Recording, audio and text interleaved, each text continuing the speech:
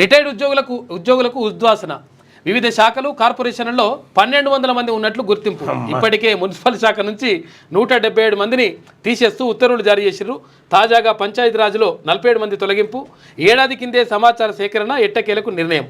ఈ ఖజానాకు ఆదాతో పాటు డేటా లీక్ అవుతుందని భావిస్తున్న రాష్ట్ర ప్రభుత్వం. రైట్. ఇంకోటి ఏంటంటే ఈ ముసలోళ్ళని రిటైర్ అయిపోయిన వాళ్ళని తీసుకొచ్చి అలా 1200 మందిని తీసుకొచ్చి మేపిరిన రోజులు. గా శ్రీనిధి దాంట్లో ఆయన పేరేంది విద్యాసాగర్ రెడ్డి 2011లో రిటైర్ అయిపోయి నడువ శాతనై తొట్టు. ఒకసారి చూడు శ్రీనిధులు వస్తారు. నడువ శాతనై తొట్టు ఇగో ఇట్లా మెల్లగా మెల్లగా మెల్లగా పోయి కూర్చుంటాడు. ఆయన మొత్తం శ్రీనిధికి ఎడ్డు, లక్షల రూపాయల జీతము, వేల కోట్ల రూపాయలు ఎవరెవరికి పంచాలని డిసైడ్ చేస్తూ ఉంటాడు. అటువంటి ముసలోళ్ళని పెట్టి నడిపిస్తూ ఉన్నారు.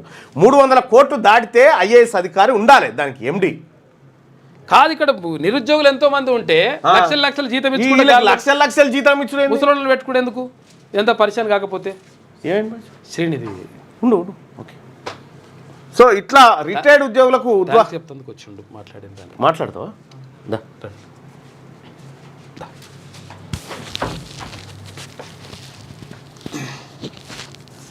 చెప్పు ఏమైంది? అదే మీరు ఆఫీస్కి వచ్చింది కానీ ఆ రోజు ఆఫీస్కి వచ్చిన నెక్స్ట్ డేనే మళ్ళీ ఆయన రెన్యువల్ తెచ్చుకున్నాడు విద్యాసాగర్ రెడ్డి. తర్వాత మేము చాలా మందిని అప్రోచ్ అయినాము. తర్వాత మీరు మొన్న మండలిలో మాట్లాడిన తర్వాత నిన్న జియో వచ్చింది వాళ్ళు టర్మినేషన్ అయ్యారు. అయితే మళ్ళీ ఇప్పుడు ఏంటంటే మళ్ళీ రెన్యువల్ కోసం ట్రై చేస్తున్నాం. మళ్ళీ ముసలైన మళ్ళీ పోతుందా? అమ్మక శ్రీనిధిలో సీతక్క గారు, ఆ శ్రీనిధిలో విద్యాసాగర్ రెడ్డి అనేటువంటి ముసలాయన, ఆయనకు మరి వేమ నరేందర్ రెడ్డి రికమెండ్ చేస్తుండా ఎవరు చేస్తున్నారో తెలియదు. కానీ ఆయనకు శాతగాలు పెన్ను బట్టి 1 నిమిషం గట్టిగా రాయమని చూద్దాం. శాతగాని ముసలాయన తెచ్చాడ పెడితే శ్రీనిధి ఉంటుందా కూలుతుందా? ఏం దేనికోసం అన్నట్టు ఆయన 2011లో రిటైర్ అయ్యాడు. ఏదో రామకృష్ణ అనుకుంటే ఇంటికాడ ఉండక ఆయన తీసుకొచ్చి పెడితే ఆ శ్రీనిధి కాడ లిఫ్ట్ కిందికి మీద దిగుడు దండగా వీళ్ళందరినీ ఇబ్బంది పెడుతుంది. మళ్ళీ ఆయన దాదాపుగా 420 మంది ఉద్యోగులు వెళ్ళిపోయారు. అందులో మెజారిటీ బీసీ ఉద్యోగులే. టాప్ 3 పొజిషన్స్ ఏవైతే ఉంటాయో అలా ఒక్క బీసీ కూడా ఉండడు. ఇట్లా అనేకమైనటువంటి ఆరోపణలు దాంట్లో ఉండే. అందుకే మండలిలో మాట్లాడిన రాష్ట్ర ప్రభుత్వం కూడా జీవో ఇచ్చి ముసలోళ్ళందరినీ తీసేస్తూ ఉన్నది. ఇది ఒక రకమైనటువంటి మంచిదే. సరే చూద్దాం, మళ్ళీ వస్తుందేమో చూద్దాం. మళ్ళీ వస్తే మాత్రం ఇక గుంజుకోవచ్చులే బయటికి. ఒక విషయం ఏంటంటే మా దానికి ఐఏఎస్ను పెడితే మంచిగా ఉంటుందని.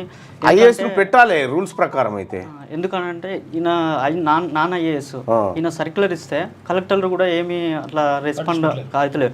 ఈయన ఓన్గా మీటింగ్ పెట్టుకొని ఈయన అనుకున్నది మాత్రమే బయటికి రిలీజ్ చేస్తాడు. వాళ్ళు అనుకున్నది రిలీజ్ వాళ్ళు గ్రౌండ్లో ఉండేవాళ్ళు కలెక్టర్లు వాళ్ళు అనుకునేది రాక కొంచెం మాది సంస్థ అంటే దాన్ని లక్ష్యాలు అనేవి చేరలేకపోతున్నాను. ఓకే, మరి ఇప్పుడన్నా మంచిగా వర్క్ చేయరిగా. రాష్ట్ర ప్రభుత్వం ఈ ముసలోళ్ళని తీసేస్తా ఉంది, ఈ రిటైర్ అయిన వాళ్ళని. కాబట్టి 300 మంది ఉద్యోగుల తరఫున మీకు ప్రత్యేక ధన్యవాదాలు.